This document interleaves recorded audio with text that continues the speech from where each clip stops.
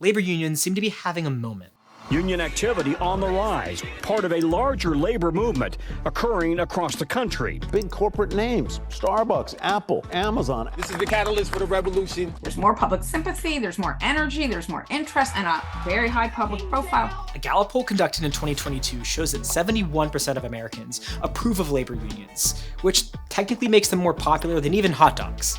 But if you dig a little deeper, things don't look quite as rosy. The best way to think about it is really it's the best of times and the worst of times. Today, only 6% of private sector workers are members of labor unions, which is the lowest it's been in 100 years. We need to have an honest conversation about the current state of labor unions, where despite all the hype and approval from the public, workers really aren't seeing much improvement in their actual lives.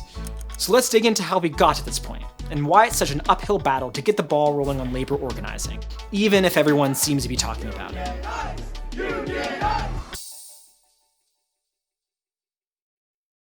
To better understand the decline of union power in America, let's go back to its rise, specifically right before World War II, in the middle of the Great Depression. So there's this law called the Wagner Act, or officially the National Labor Relations Act, and that's the bill that first gave United States workers the right to collective bargaining and to unionize. Every worker should be free to belong to any kind of union that he likes. That really is when things took off. And then World War II, when the very industries that had been organized in the 30s, or many of them, mushroomed in size with the expansion of defense production, the so-called military-industrial complex. This conjunction of an immense military establishment and a large arms industry is new in the American experience. We have been compelled to create a permanent armaments industry of vast proportions.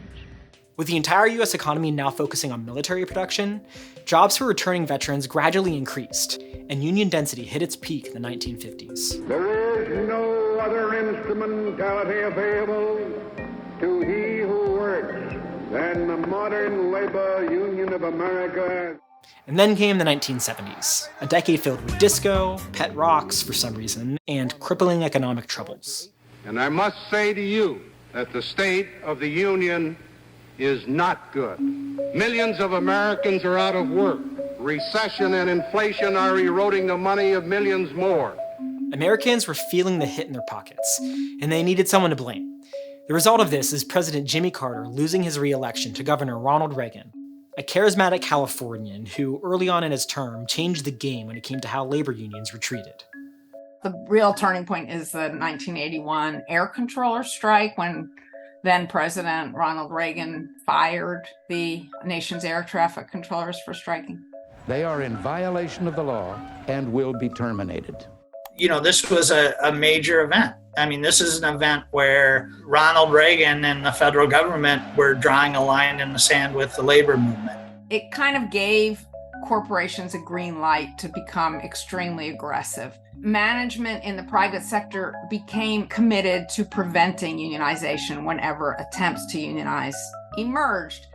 And that is the key force driving the decline. It's not the only one, but it is by far the 800-pound gorilla or whatever of this story. Private sector unions faced a horrible period of union busting. Union busting, as it's known in the vernacular or labor consultant business, kind of takes off in this period. That specialized in legal assistance to corporations facing unionization drives. In addition to their bosses getting more aggressive, union organizers were further set back by changes to the law itself. At the same time, there's been a whole series of policy changes that have weakened workers' rights and strengthened the employer's ability to fight unions. A big policy development was the emergence of so-called right-to-work laws passed by state governments, which give employees of a company the choice of whether or not to join a union, as opposed to making union membership a condition for employment in the first place, stripping the funding of unions in that state. So you have this increased aggressiveness combined with weak policy, and that's led employers to get the upper hand right now. Alongside their loss of power, unions started to lose their popularity as well, and their public approval hit a low of 48% in 2009. And then came a major disruption. What in the world is happening on Wall Street? Falling home prices and rising unemployment. The worst financial crisis, worst recession since the Great Depression, full stop. I think it all dates from the Great Recession of 2008 onward. The Great Recession erupted in the fall of 2008, as the US and global economies suffered a collapse in growth due to a major housing and financial crisis. Millions of people lost their jobs, notably those who just graduated from college. These are people who did what they were supposed to do. They went to college, they graduated often, they did everything they were told, and then they face the post-2008 labor market. The entire economy collapsing, right as this generation was hitting the job market, not surprisingly had a big impact on their political beliefs. Your actual political attitudes are heavily shaped by the events of early adulthood. Millennials in particular saw some of the worst moments of their lives came from the financial crisis. There was the emergence of young people who have a much more open and positive attitude toward organizing generally, and a critique of capitalism as part of that, and a critique of inequality as part of that. Many of them adherents of Bernie Sanders, who had adopted a kind of socialist identity, and with that, a very strong interest in labor and labor organizing. Without a strong labor movement, there will not be a strong middle class. If elected President of the United States, we're going to do everything that we can to rebuild the trade union movement in this country. This political momentum of unionization and economic reform as a whole kept building throughout the 2010s, and then it reached a major turning point when COVID-19 hit. With mounting pressure to deliver, workers tell us they're doing their jobs without the proper protection and without enough pay. Suddenly, the national spotlight was on how quote-unquote essential workers were treated, as it now became a matter of actual life or death. In COVID, they went to unsafe workplaces. They often didn't have adequate protection. And so you saw that workers really were absolutely essential for the functioning of our economy. But at the same time, their bosses, were enjoying near record profits. We had people going to space, building rocket ships with profit. Jeff Bezos is about to blast off into space. There are a few people I know more deserving of this, Jeff. That has really galvanized a lot of people to say this isn't right and we want to do something about it. Leading us to the present day, where the labor movement has had more support than it has in decades. We recognize the labor movement that built America's middle class. Our unions, who have fought for all workers. Amazon, here we come. Rhetoric doesn't really do the job, but it's nice that it's there. It has not really moved the needle. In fact, the material reality of organized labor remains bleak. The labor movement, in many respects, is at a very weak moment. About 10% of all workers are currently members of labor unions, and that's down from a high point of around 1/3 of workers in the 1950s and 60s. So why hasn't this growing support translated into worker power? Well, the troubles start from within the workplace itself. Employer opposition has grown to unions. There are all kinds of delaying tactics that employers have mastered that allow them to drag out the process. They will, for example, have a one-on-one meeting between the worker who might want to join a union and their boss, where the boss can ask lots of questions about their support for unions and imply that lots of bad things might happen. The employer might also force all employees to come to a meeting where they hear all sorts of predictions about harm that will come to them if they join a union. These tactics have become more and more common. So let's take Amazon in Staten Island. Workers at one of Amazon's warehouses on Staten Island in New York voted to unionize, the first time that's happened in the company's 27-year history. Today, the people have spoken, and the people wanted a union. They definitively won. Nobody questions that they had more votes than the anti-union vote.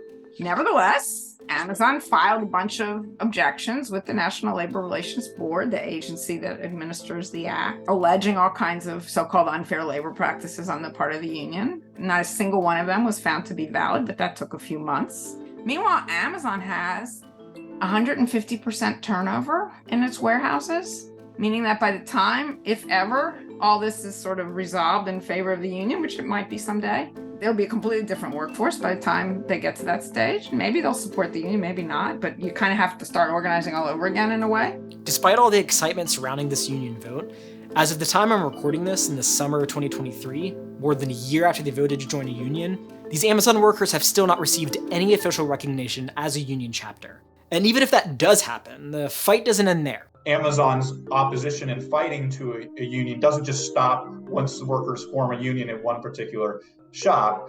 They then will fight that ability to get a collective bargaining agreement. So right now, those workers' wages and benefits hasn't really improved much yet. And that single step of newly recognized unions negotiating a contract is the downfall of many attempts at effective unionization. About half of all cases where there is union recognition by the employer don't get a first contract in recent years. Half. So, this is the problem. It's really hard so that's what people are seeing now. Like, again, if you don't know all this when you walk in, it feels worth it to fight for a union, and you do, and you maybe win the election, and then you face this nonsense. The harsh reality is that employer opposition, along with public policy, make it very difficult for unions to form, let alone thrive. And labor union weakness is an intentional policy decision our government makes and upholds to this day. In contrast, other countries around the world have provided a proven model that strengthens the hand of workers in these negotiations by implementing what is called sectoral bargaining. The idea behind sectoral bargaining is that you have a group of workers negotiating with a group of employers in a similar industry so that similar workers receive similar pay. So for example, instead of a single Amazon warehouse in New York bargaining for just those couple hundred of workers, the sectoral bargaining system would instead allow a single representative to negotiate for all warehouse workers across the country, beyond Amazon. And the benefits of that are you covering more workers with a collective bargaining agreement, so they have higher wages and benefits. But you're also creating a level playing field for employers so that you can boost productivity and create a fairer kind of competition. The European Union just passed a major policy promoting sectoral bargaining. Australia, New Zealand just did. With public approval for unions and clear policy ideas in mind, shouldn't there be more hope that our elected officials can enable union power? I mean, our president talks a very big game on this issue. I'm proud to be the most pro-union president in American history. And his own party, which claims to be the party of unions, had full control of the federal government for 2 years.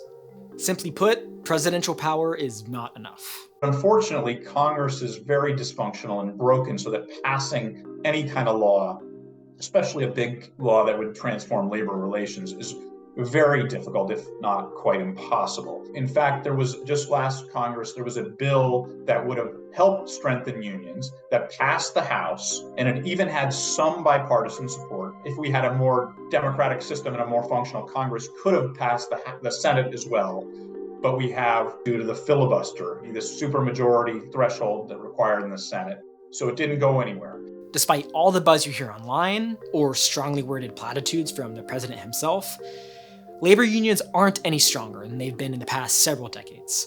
And if that's going to change, advocates need to go up against a system that works for their disadvantage, notably a federal government that is largely unable to enact sweeping change of any kind. So there is this real potential for something to happen, but a lot needs to happen, both in our political system and with translating this grassroots pressure and support for unions into real change. It's not just like one Starbucks at a time or one warehouse at a time or whatever. It kind of becomes a social movement and a big deal that lots and lots of people support and join.